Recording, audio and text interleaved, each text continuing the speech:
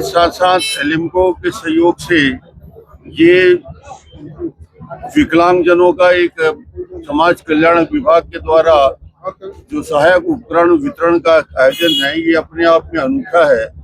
ये करीब करीब पूरे जिले में जाके लगातार शिविर लगा के विकलांगजनों से बात करके और उन्हें रजिस्ट्रेशन किए हैं।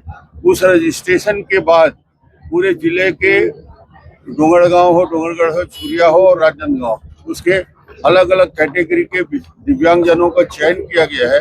और चयन करने के बाद आज ये बड़ा कार्यक्रम, जिसमें 265 से ज्यादा लोगों को 75 लाख से ज्यादा का सहायक उपकरण देने का कार्यक्रम, राजनांदगांव में शायद इतना बड़ा आयोजन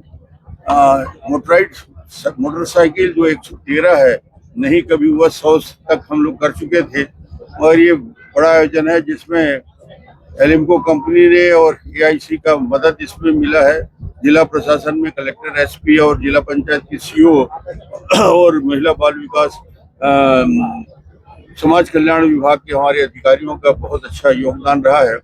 बहुत ही सेंसिटिव संजीव ये काम रहता है दिव्यांगजनों के लिए काम करना।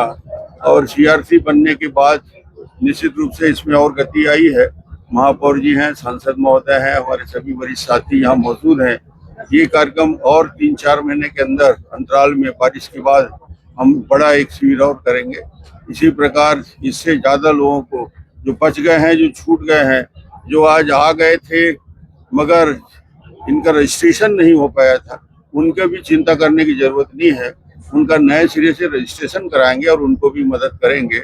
ये आपके माध्यम से कहना चाहिए। 40% वाले को भी उनका चुनाव के प्रभारी इधर खड़े हैं मेरे पास, उनका चुनाव के सांसद ही खड़े हैं। इन दोनों से पूछ लो, मैं गया नहीं हूँ, मगर जो हवा आता है बताते हैं अच्छा है।